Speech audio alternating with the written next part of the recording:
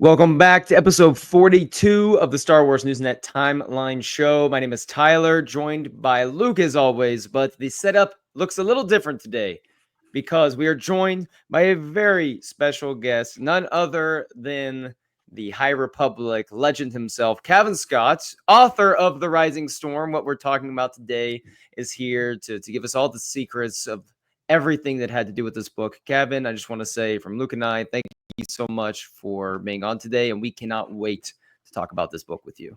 Well, thanks for having me. It's great to be here. So let's go ahead, get right into it. So we're almost 4 years removed from The Rising Storm coming out, and I remember reading like an early copy of this book, and I finished it before all my friends and other people I knew had read the book. And you know, the way it ends, it was one of the worst moments of my life, but best moments, because I couldn't discuss it with anyone yet, you know. And so I wanted to know just from you, I mean, Luke and I were wondering, where does this rank in terms of, you know, your works that you have written, both in Star Wars and outside of Star Wars, just in the amount of fun you had, you know, writing this book, or, you know, what was that process like? Where does this book sit on your hierarchy? Well, you know, it's an interesting one, because first of all, I'm just, every time someone says something like 4 years, I'm just shocked that, you know, yeah, everything has moved so quickly in the last few years. It was an important one for me. You know, I grew up a fan of the original trilogy, someone who grew up in the 90s reading the books, reading the comics. I'd written Star Wars up to this point, largely in sort of kids all age market, and so this was a chance to do something for an adult book, for Del Rey, and just doing that itself was a big moment for me, especially as it was the, you know, the anniversary of the Tim Zorn trilogy, you know, and so never have I been more aware that I was standing on the shoulders of giants. And so to even see, because there was a lot of promotion about Heir to the Empire at the time as well, to see the two books side by side was mind-blowing. So that was important. From the point of view of the High Republic, we didn't know if it was going to work. And so this was the one, you know, Charles had knocked it out of the park straight away with Lights of the Jedi. People loved it.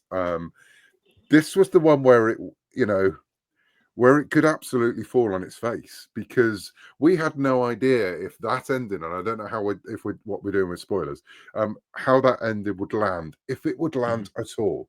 Because when I was writing it, when I started, Charles hadn't finished Light of the Jedi. So we were like writing, he was finishing off, I was starting, just because of the pure scale of the time frames involved, the you know, the added craziness of 2020. So there was a lot of back and forth. We had planned that point right from the beginning. It was on the timeline that we've had, from which we're now very near the end, but we had this massive long piece of paper, literally, that Mike Seglain used to roll out, that had all these key points of time that would not change no matter what we did. And how we've got to them has changed along the way, but the actual key points, the fair, and that ending was always a key point. It was in my brief to write the novel, but we had no idea. And so the relief I felt in the really weird way of launching a book in the middle of lockdown, doing everything virtually, but the sign of that was actually, this is back before social media burnt to the ground, and so it was we were seeing people literally reading it in real time, and and I woke up, because obviously I'm here in the UK, as you might know from my accent. I woke up to find people had read it overnight, and they were screaming about the end, and I thought at that point, thank goodness for that, thank the maker, because it could have gone very, very wrong. And so I think we were all, those first two books, the amount of pressure on Charles was immense to make that book land. The pressure on this book was immense as well, because it had to follow up, and it had to actually kick off the story, because it's the events of this book that kick off everything that happens after. the stuff with, and I don't mean this to denigrate what happens in the Light of the Jedi in any way, but that's like the pre-title sequence to the events of the Republic Affair. That's like setting everything in place and going, it's the biggest pre-title sequence in the world. It's a pre-title sequence that is the length of a movie, but if it was a Bond novel, that'd be what Bond's doing at the beginning of the film, and then you get the big event which changes the galaxy. And Marquis and Rowe hitting the Republic Fair is the thing that changes the galaxy, and sets everything we do in place. It sets all the characters' arcs in motion, because at that point, that's the point the Jedi realize they're vulnerable. It wasn't during Night of the Jedi. They were still very, very strong in Night of the Jedi. Most of the galaxy knew they were strong. Now, due to the events of the Republic Fair, they'd seen a Jedi cry. There had been these rumors going out that something had happened to a Jedi on this distant planet. The Nile, importantly, knew they could make them bleed. Right. And worse than that, they could literally turn them to dust. So I love hearing like how excited you are about these like big, dark, even scary moments, because you mentioned before the Rising Storm having only dabbled in more of like the children's side of Star Wars. So it's fair to say that with the Rising Storm, and then also Path of Vengeance, and then there's some really dark stuff going on in Dooku Jedi Lost as well. But do you relish, some of these wide scale conflicts that you've gotten to write in the High Republic? Like in Path of Vengeance, you write about the Night of Sorrow. You have the Republic Fair here in the Rising Storm. Is that something that you kind of really got excited about, that you would be able to dive into with the High Republic specifically? I mean, absolutely. So, in my heart and hearts, I've always classed myself as a horror writer. I'm a horror writer who fell into writing for kids, and then marvelously was unable to write horror stories for kids. And this still fills me with such joy, because kids love horror stories, and I got into everything I'm into because of things like Doctor Who and the monsters in Star Wars and all those things. The 70s and the early 80s were a time where, especially over here in Britain, every bit of media for children was aimed to scar you for life. We had entire series that were things that could have been out of a Stephen King novel, but they're for children. So that's why when I fell into, and I literally did fall into writing for kids, I was always pushing the boundaries. And for Star Wars, I did the Vader's Castle series, and so that's sort of like that fed into my love of creepy and dark. Okay. Love that. But also I knew, and this was probably when I was having a bit of a play. Actually, Dooku Lost had shown people that there could have, there were going to be darker things maybe, but still, it was the Rising Storm where I think that I had the biggest number of new Star Wars fans reading my work for the first time, because that's what the Del Rey novels bring you in a way that other things maybe don't so much. So people who came to it knowing, oh, that's the guy who wrote Star Wars Adventures and Adventures in Wild Space and all that, and those weird Halloween things where they have Wicker Man but with Ewoks. And then I could do something like the Rising Storm, knowing what the ending was as well. And that was the thing. It was always knowing that that's where I was going. It was fun. I can't deny it. There was a moment afterwards when I got this reputation of being the person who killed the most characters. Right. And I'm pretty sure that if you go back and add them up, other people may have killed more. Claudia Gray. And so I think it's the fact I was the first. We hadn't seen death like that in the High Republic. And I think it was a wake-up call for people that actually this series could be something a little bit different, because of where we set it, because of the characters we had. No one wasn't particularly safe. Now, I think it became a bit of a trope that people expected it to happen, but and it was, it wasn't done for violent. We didn't wake up and decide to declare war on the galaxy one morning. Every death in the High Republic has been absolutely agonized over. Some absolutely more than others as well, and some have been unexpected along the way. This one was expected, but again, we knew it had to land, and we knew it had to mean something, which is why in this book, again, I'm not sure how spoiler-tastic we're going. Go! You can go all in on spoilers. Okay. Absolutely. I mean, I wanted to really lean into Belle and Belle and Loden, and when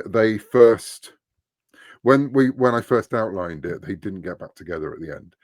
When I first outlined it, Belle found Loden like that, and then I realized, oh, it's going to hurt a lot more if you have the moment when they get back together and Loden gets his lightsaber, and you think it's all going to be all right, and then there's the rug pull. Because the way Star Wars works is, as soon as people come back together, they're back together, and everything's going to be all right. But I knew that this book was all supposed to be leading up to that point, so I wanted to make it hurt just a little bit more, which sounds horrible, but it worked. And it's what draws me back into reading it, because I reread it again, and I was telling Luke, I said, you have Elzar, who's like mentally tortured throughout this book, Loden's being physically tortured, and then we leave emotionally tortured as we exit. as readers. But I know Luke has an Avar question for you, but I did want to point out, when you said that you wrote Star Wars, that you're really drawn to, writing for kids. I'm an English and language arts middle school teacher, and I do have all of the middle grade High Republic novels on my bookshelf in my classroom. And I'm always telling them, like, if they need a book to read, push them one of those real quick and try to get them in there. I'm a real believer in kids fiction, and and I would never in any way denigrate it. And I love writing for kids. I've been writing something in Star Wars for kids today, and it's been amazing. What I get quite cross at, actually, is when people get sniffy at like books about TV shows or films for kids, because if it wasn't for them, I wouldn't read. I didn't really want to read when I was a kid until I found Doctor Who novels, until I found Star Wars novels, until I found Knight Rider, anything. If it was something I saw on TV and could find in a book, I wanted to read it, and that led me to read more. And I think people can be really sniffy about this, especially for children, that these things don't count. They're not real. They're not real books. And we have an entire generation, I don't know what it's like in the States, but in the UK, with boys thinking that reading's not for them. And I used to do work when I used to go into schools, and I used to show them work I was doing on Star Wars, on superhero stuff, on Angry Birds or whatever, and say, look, this is you like that, here's a book for you. And they go away reading. And for me, that was the most amazing thing. I love that. As a teacher, that I love hearing that. But I know Luke has an Avar question. He's sorry, yes. in there. I would just love to comment on the fact that, like, when you watch something and then you can realize there's a book for you about that, that's something I've realized has been huge for me. Like something like the movie Dune that came out, and I've realized, you know what, I want to get into that. So like, I love that you've, helped progress that. But my question is, you have been writing the High Republic comic mainline series, which has been pretty integral on this, phase one. It's got Avar, and she is famously not in the Rising Storm. So I wanted to know how you went about like balancing having her not in the book, like what kind of like the balance was to have her story and the story in the Rising Storm like going on at the same time, but like not having her cross into the book. Yeah, sure. So Avar was obviously famously very important in the first book, and a key part of it, and Elzar as well. And I knew we had Stellan coming in, and Stellan was a character that I think Mike Seglain had asked us to include. At this point, Stellan's fate was completely different to as it now know it is. That's one of those deaths that wasn't a fixed point, that we actually came to as we discussed it and worked out that's what the story needed, and that's what the other characters needed to happen. Poor old Stellan. And so I knew he was coming in. Now I thought having the three of them, which, again, at that point, I thought we would see that. At that point, I thought we would see the three of them come together. Little did I know.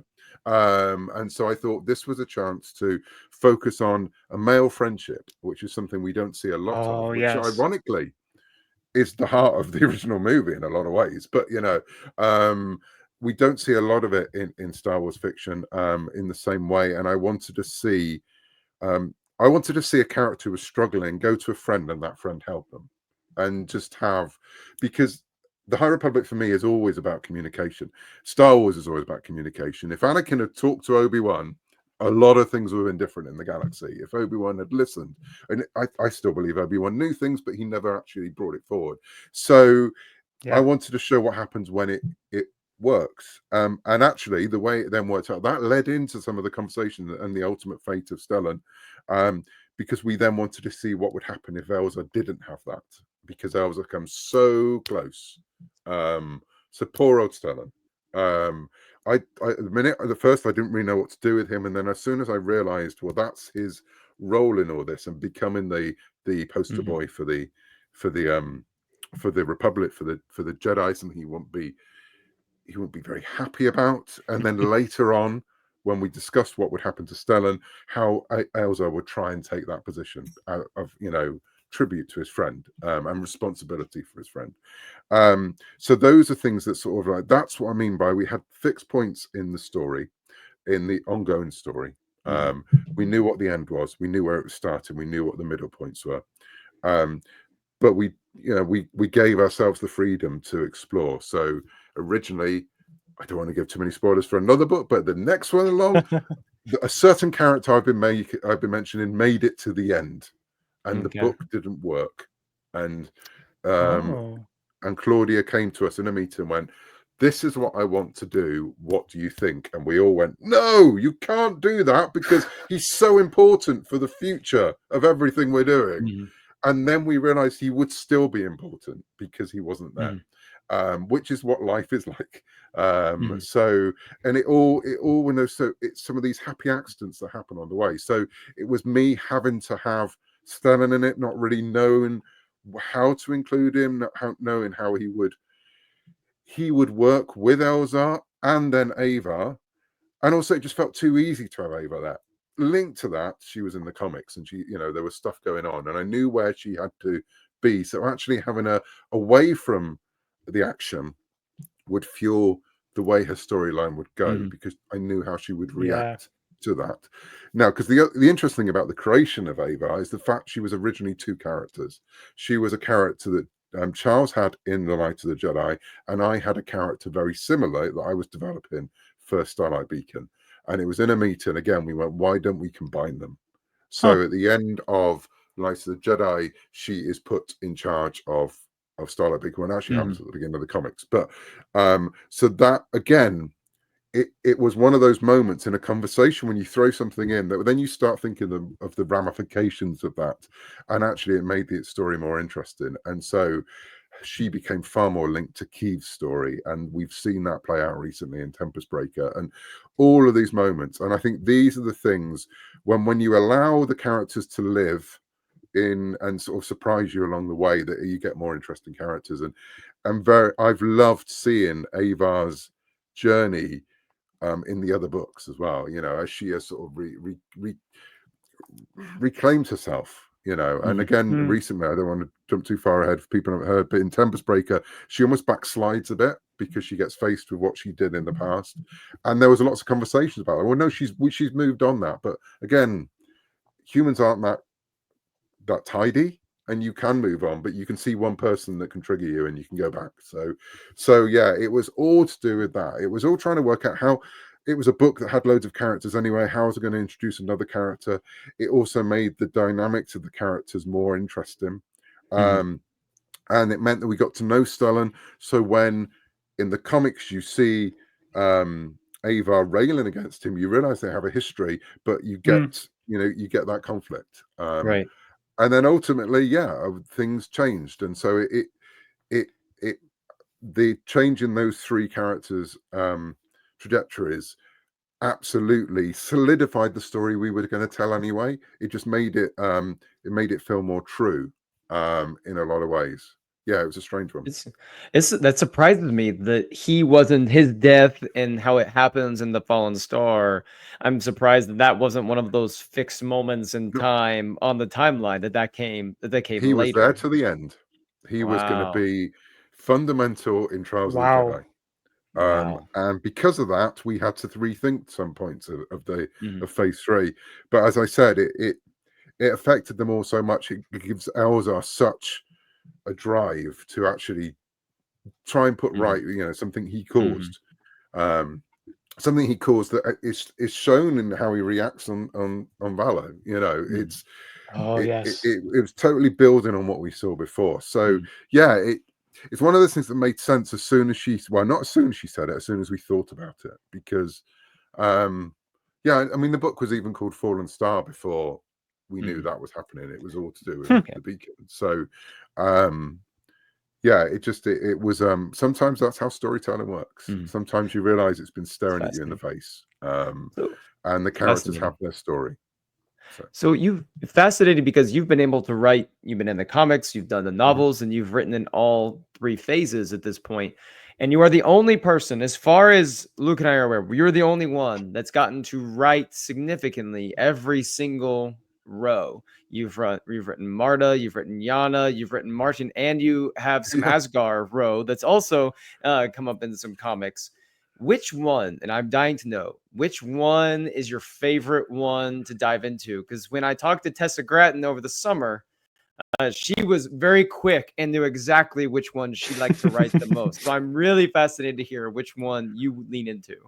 I love Yana. I think she's great. I think and if you look at all of the characters, I've discovered I've got tropes, and those tropes are largely female characters that seem who don't walk the path they're supposed to walk.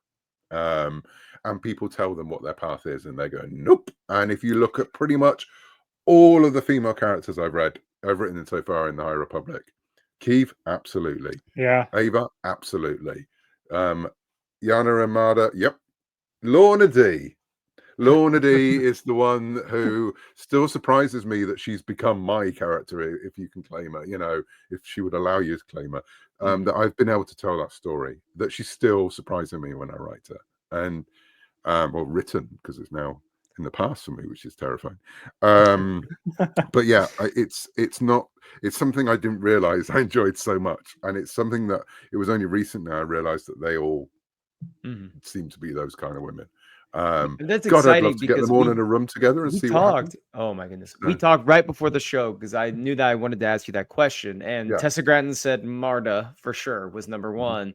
And we were trying to figure out which one that you would say. And I told Luke, I said, I'm hoping for some Yana Rowe like love. Give Yana some respect. So that's why when you said that, my face lit up. I was like, oh my goodness, we're getting the.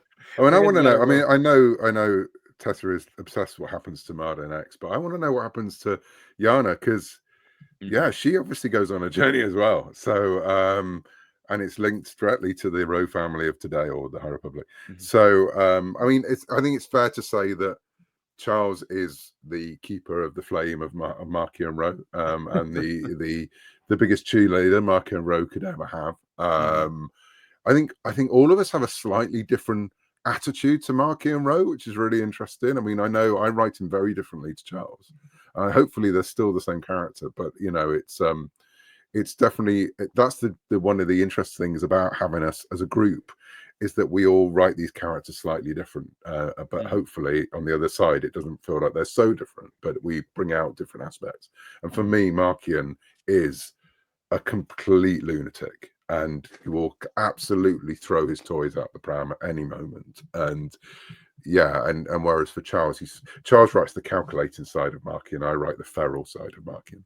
And I think both are there. And both are there in Marder as well, which I think is so interesting. And yeah, it was interesting taking Marder from that first book, the Justina and Tessa wrote, because I think they were surprised at how far I took her. And I know there was a moment in that book where Marder gets her teeth dirty, let's put it that way.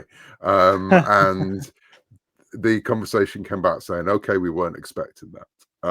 But again, it felt like we were seeing her great grandson, or whatever it is, that we were seeing the beginnings of that journey there.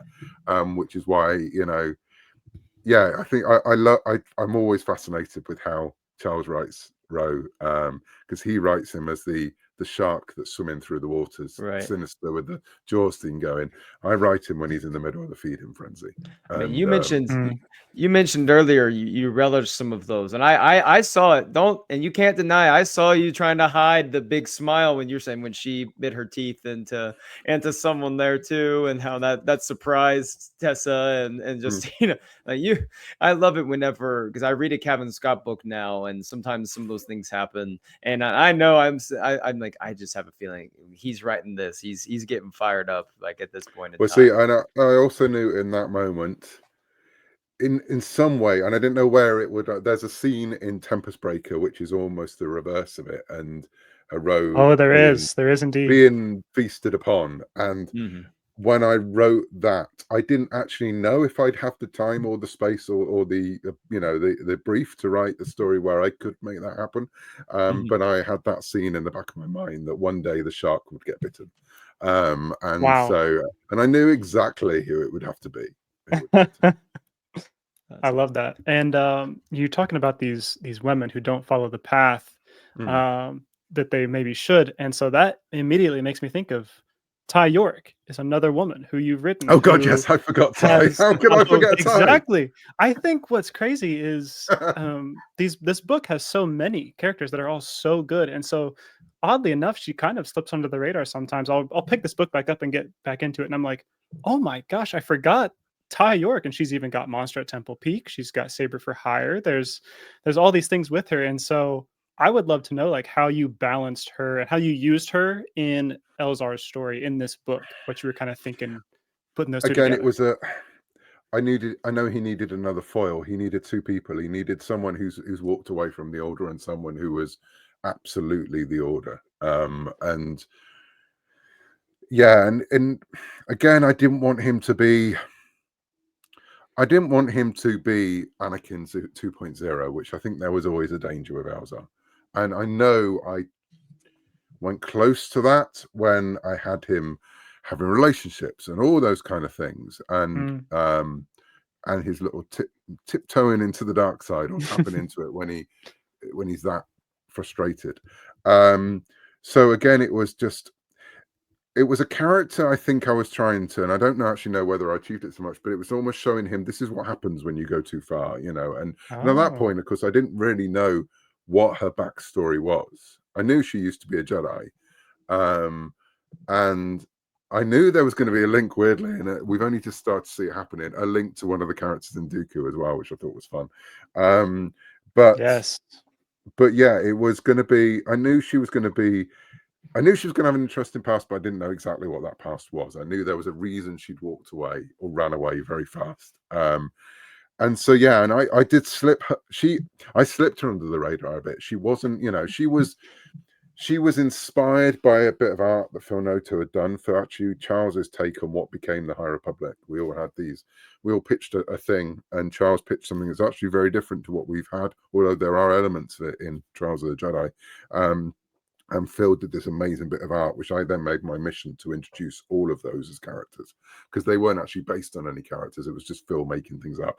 And Ty is pretty much their whole, her lightsaber or everything. She has a Loth wolf behind her or beside her, and we couldn't do that. But again, that was the she's got something to do with animals. That made sense. And me and Mike Seglain were a big fan of Hammer Horror and Peter Cushing, and Mike really wanted a housing character in the High Republic. I really wanted a Witcher, and so she became the cross between those. Okay. And again, I went into it. She, like Lorna, she was only a minor part of that book in a lot of ways, and like Lorna, she flew off the page. And I think it was when we were doing the first round of edits that Mike came back and said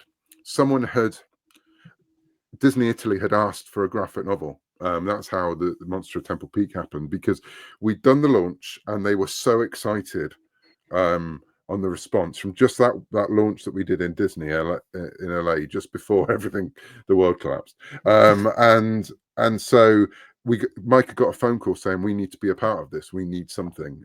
So we need a graphic novel.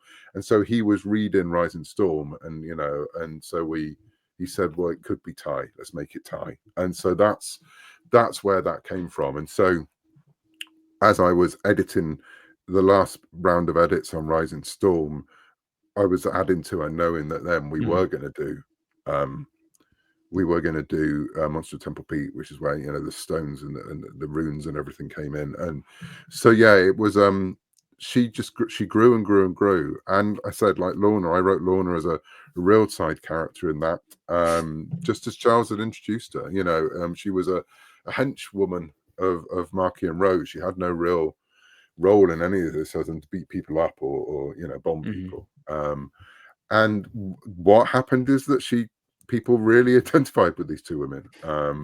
And so recently I had the great joy of writing them together, which was brilliant. So it was just, it's really interesting to see how people, because I knew people were going to lock onto Ava. I knew people were going to lock onto Elzar. You know, they were from the off the two main characters of the High Republic in a lot of ways.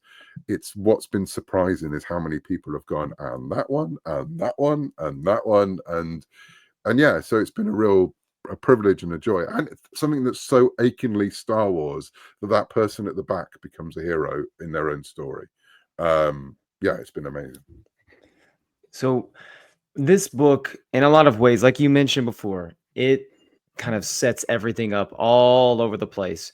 And the Jedi make a lot of decisions in the next year that they probably wouldn't have made a couple of years ago.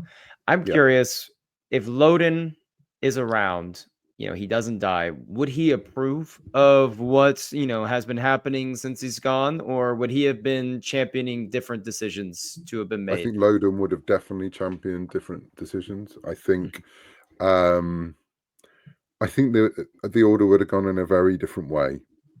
And we discussed as well, we stress tested whether Loden should die and whether someone else should die in his place. One point we floated, should it be Bell? And then we all decided very quickly, nope, that's a really bad idea, for so many reasons. But you know, we stress tested every one of those things, and again, it was someone. Charles had drawn that character so beautifully in the first book that people assumed he was going to be the main character in a lot of ways. He was going to be someone that we were going to see all the way through. There was even talk at one point that when we launched, we were going to have a Funko Pop of Loden made that we'd sent out to people, but that because again, pandemic stuff, it didn't quite happen. We got to make sure that we got to get that back in circulation. I'm buying that back out there. But I also want one of him. We'll buy in bulk. Anyway, so yeah, I think personally, and obviously this is headcanon in so many ways, I think he would have been the voice of reason that wasn't there. And again, it's communication. If the Jedi had actually stopped and talked to each other, then we wouldn't have had this situation.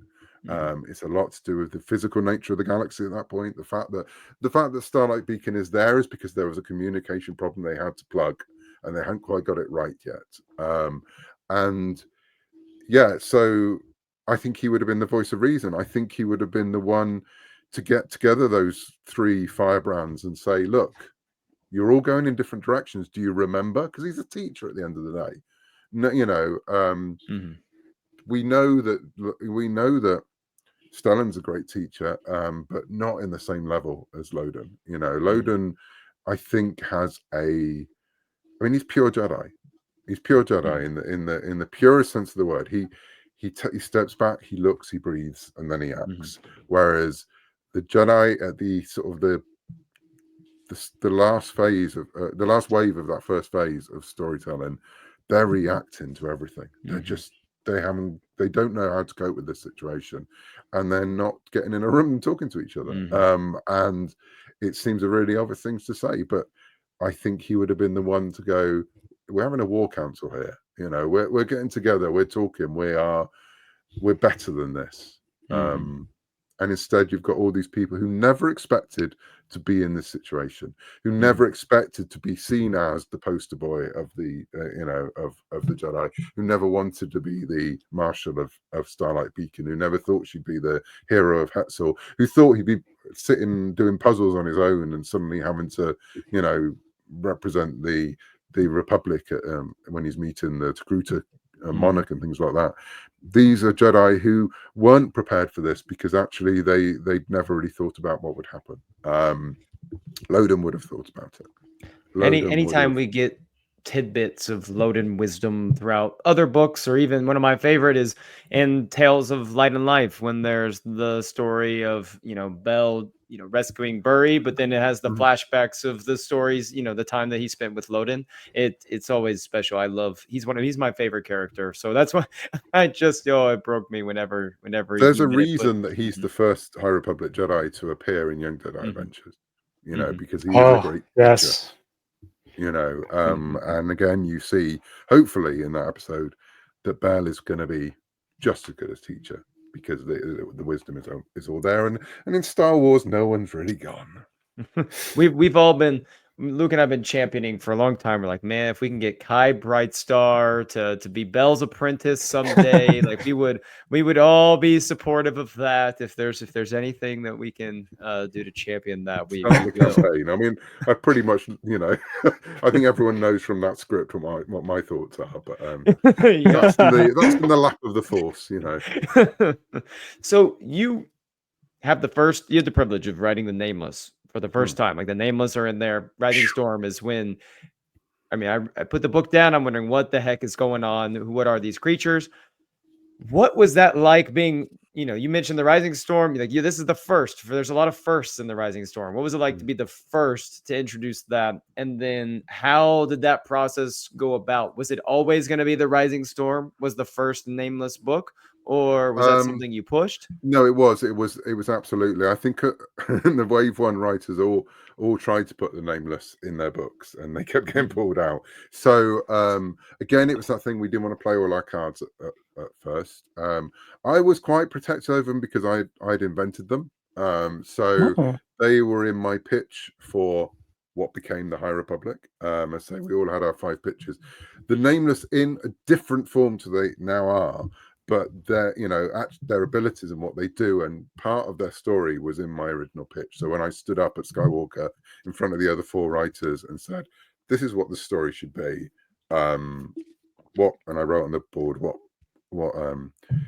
the Jedi, what terrifies the Jedi, that's what, this was my answer to it. So the Nameless were there from the off. They look very different than the original idea.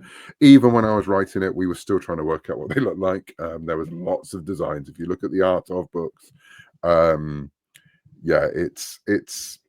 there are a lot of directions we could have gone. So that's why I think the descriptions in the Rising Storm are, it's a lot of sleek and moving. No one could quite see them, which helped me immensely that no Jedi can actually focus on them, because we hadn't quite worked out exactly what they looked at. Like, we knew the sort of general size, we knew how they run, all those kind of things. But yeah, no, I was really pleased. And then when it became clear that I was going to be asked to write YA in the second one, I wanted to have the birth, almost like the birth of the Nameless. So I wanted to take it to the hatchet. So as far as I've sort of said, no, mine, my purpose in any of these stories, it was that. I mean, if it happened, they were in somewhere else, they were in something else. But I think originally, I can't remember for sure, but in Into the Dark, they might have played more of a role, but then the push to put the Drengir in there really sort of like took over. So I think Charles might have had a chapter in Light of the Jedi and like an epilogue where you saw Roe with one, but again we decided that's too early.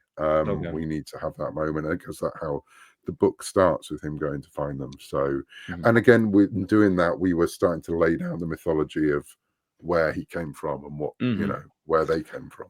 Ooh, that's something that I kind of wanted to press into too, is there's a lot of seeds planted with, going to Rystan, getting this, we come to know it as like the rod of seasons, this rod of power. So I was kind of curious how much had been planned and like confirmed before you had started writing this, or were you kind of being careful? Like, I can't say too much because we don't have too much pinned down for phase 2, where we really do explain this stuff. So how much did you have? I think we had the bare bones at that point. I think I was writing it while the conversations were going on. So I think now, if I look back, there'll be stuff that I'm going, oh, right, that's what we were doing. But it's, I mean, when we actually nailed down to phase 2, and actually in the writing, that's when a lot of it became clearer. But yeah, there's stuff in the Rising Storm I was being deliberately vague because we hadn't had time to really work it out yet, but we knew kind of where it was going. As I said, in the second week at Skywalker, before any of us started writing, we had the structure of the three phases. We knew when Starlight would go down. We knew what would happen. We knew the Republic Fair. We knew what would be happening in phase 2. We knew how phase 2 would look. We knew what the mother was there at that point. So there was all, and we knew exactly how it is now ending. That how it is ending is actually so scarily like we came up with in that first week. It's bigger, it's different in some ways. Some of the details are different, but the Nameless and their role in Planet X and all those kind of things, that's all very much came from that week. So it was a combination. I couldn't go into too much detail because there was still some detail we were thrashing out, as I said, including how they looked, because we were really struggling with how the Nameless looked. So I had to walk a thin tightrope, but as I said, I was fortunate in the fact that because of their very nature, the Jedi can't really focus on them, and so they're not far away from where I thought they were. But it was I was like, in my head I was going, oh god, I had to try and stop myself just going xenomorph, because in my head that's all I could think of. Oh my gosh. Because there was so many. I mean, I cannot stress how many conversations we had about the Nameless, how many meetings when we'd go through so many designs of how they are and how they work and everything about them, which made it very difficult when we were still just when we were trying to introduce them. So that's why when you go back, they are in shadow a lot at the beginning, because we didn't want to back ourselves into a corner. And we knew if we could write it in such a way that we then had somewhere to go. And there was just one day when we saw them and we were like, that's them, that's where we're at. And that was the point as well, that at that point Charles was very much right. Well, I can't have them in Light of the Jedi. I want to show them in all their glory at the end in the final Marketing Row comic. So again, this has been a story of like so many bargains along the way between us. If you have this bit, I'll have that bit. But I think that's what's made it special, is the fact that we, because at the heart of all those things, it's not just because of I want to be the one to do this, but it's like, what point is this better for the story, and how can I add to that? And if we do it in this book, in the thing I'm doing, I know I can play on my strengths, so I can make them this. And Charles giving them the big reveal with Markian, like the bit when they're lying like a lion, it's like, again, that's a very Charles moment, big reveal of the villain. And so yeah, it's been really interesting to see how that's all played out.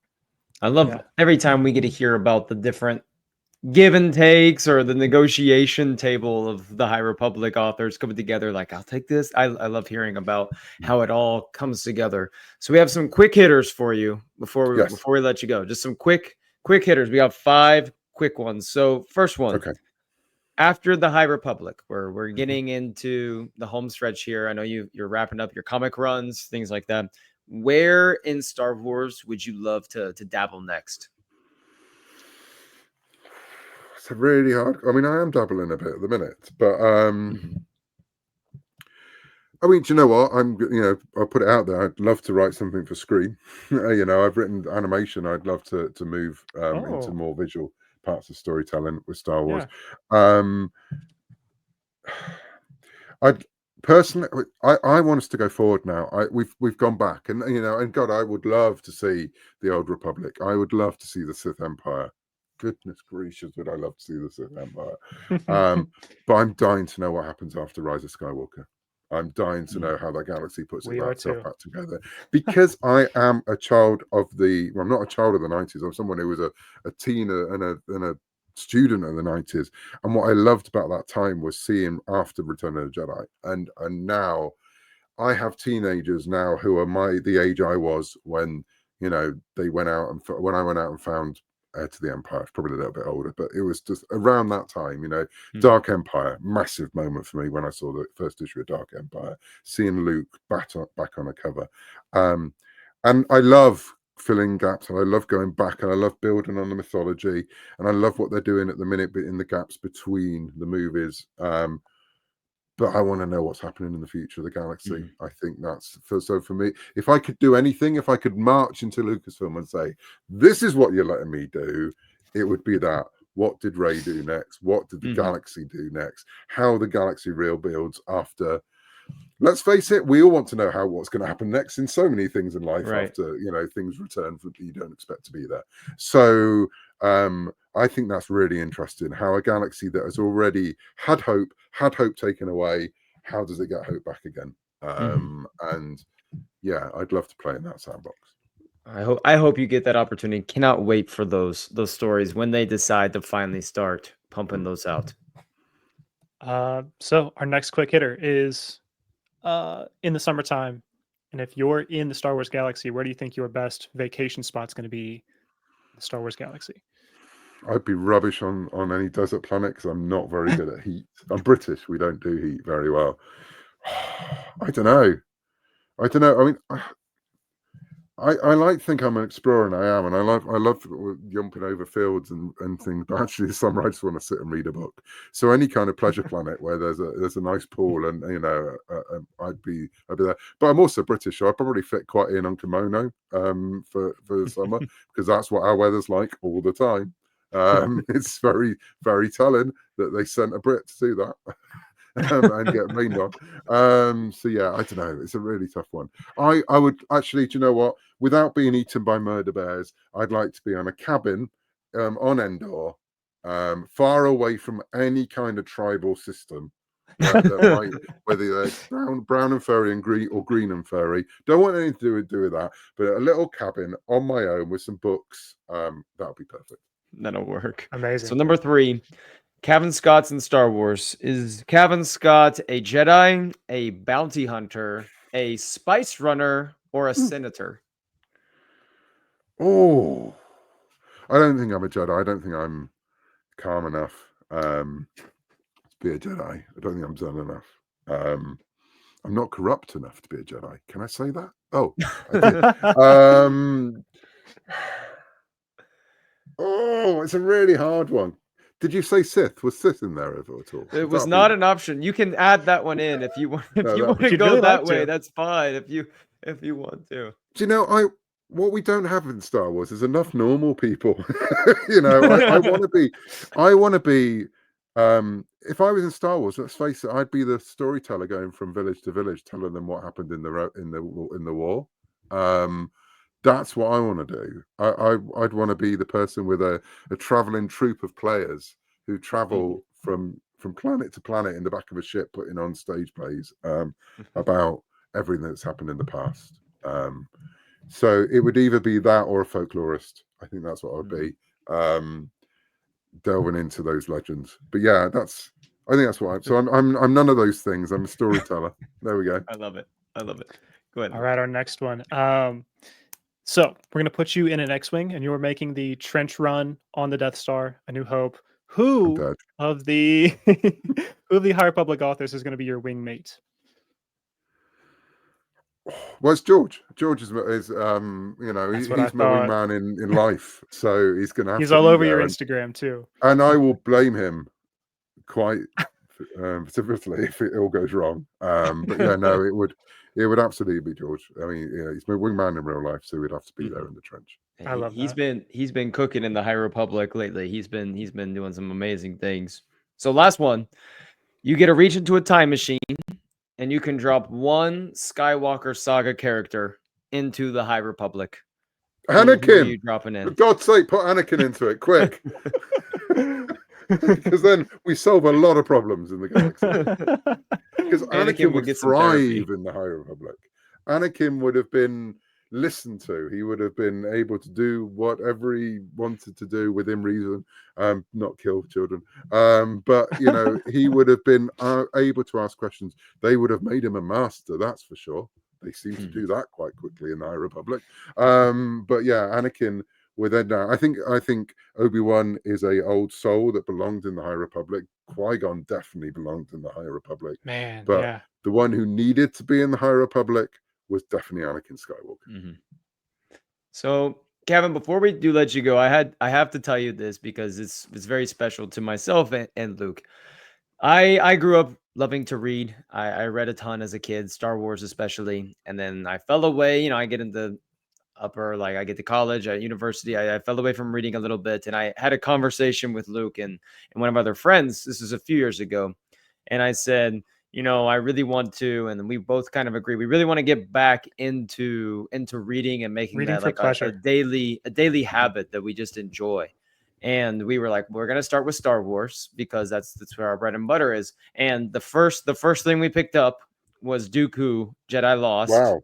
That was the Wow, first okay. one we picked up that That we is really what decided got us on. back in. Oh, And that's ever amazing. since, we've just been constantly, we're reading, whether it's Star Wars or whatever. It's been fun, and we're talking about books every single week, comics Good. every single week together. And so it was a full circle moment for us to get to talk to you today, because in a lot of ways, Dooku Jedi Lost and what you wrote there really kind of got us back into finding our joy and passion again in books. Oh, well, that's so gratifying to hear. Thank you so much. I mean, it's the one thing anyone who works in this industry wants to hear is that, and the fact that you now are creating and talking to people, and you have a show. For me, that's the important thing, is that none of these things happen in a vacuum. And, you write something, and when I see fan art and when I see things like that, when I see, costumers, amazing. When I see podcasts and videos, shows and things, people talking about these stories, it's phenomenal. So thank you so much. That's so good to hear. And may We're it long hosting continue. We're going on we have a big convention here in Orlando this week, and we're hoping to go say hi to Charles Soule. We want to meet Charles, so he's going to be there. So, and we're hosting a little panel. We're talking about, we're doing like a startup presentation for people who want to get into Star Wars books and Nice. comics. And so that'll be fun. But That's good. is there I think, anything? Yeah. I was just No, say sorry. that I think that kind of thing is really important, because there is so much. It is so daunting at times, So it's really good to hear people doing it, and fans doing it for fans. I mean, again, we're all fans at the end of the day, but I think that's the most important thing. Is there anything you'd like to plug here real quick before we let you? I know you have some more High Republic comics coming out very soon. In a couple of weeks. I don't know when this is going out, but Fear of the Jedi hits the issue 1 of the final run of the Marvel. I signed off the letters on issue 2 yesterday. I'm seeing art on issue 5. We're getting so near the end. But yeah, I mean, it's going to be a couple of weeks' time. It comes out. That's all I'm going to be talking about. It is weird. It is weird to be getting near the end of that run, and by the end of it, the Marvel comic would have had over 40 odd issues. It's it's amazing to look back and say, think what we did. And for someone like me who started my Star Wars journey, started reading the original Marvel run before I saw the film. So again, you talk about full circle. It's absolutely full circle for me. Seeing my name on something with the the Marvel logo on it as well, with Star Wars, it was like going back to being that kid who picked up a copy of Marvel UK's Star Wars Weekly when I was 7, 8 or something. So yeah, it's going to be a weird thing. It's a moment, loads of moments of weird of things at the minute. So everyone is now finishing off. There are people now who are done on the High Republic from a writing point of view.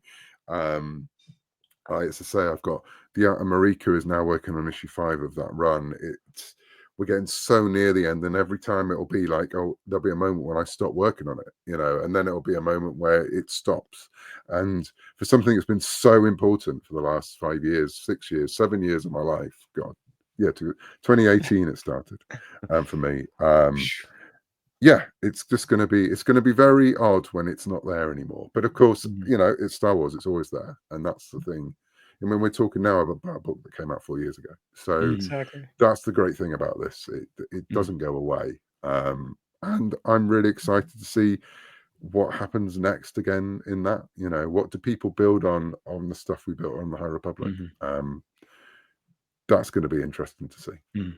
Absolutely. Thank you so much for hopping on, talking with us for a little bit. The Rising Storm, everyone. If you have not read the book yet and you're somehow listening to this, you haven't read it, go get it. If you have read it, you know go what read happens it at the again. end. Yes, you know what happens. Be prepared for torture at the end. But Yeah. everyone, thank you for listening. Go get Fear of the Jedi. It's coming out very soon. The High Republic is almost going to leave us, and I'll leave you all with what we leave every single episode with. So Cavan will be here, and this is every episode ends the same way. Cavan is for light and life, and remember, everyone, that we are all the Republic. The Republic.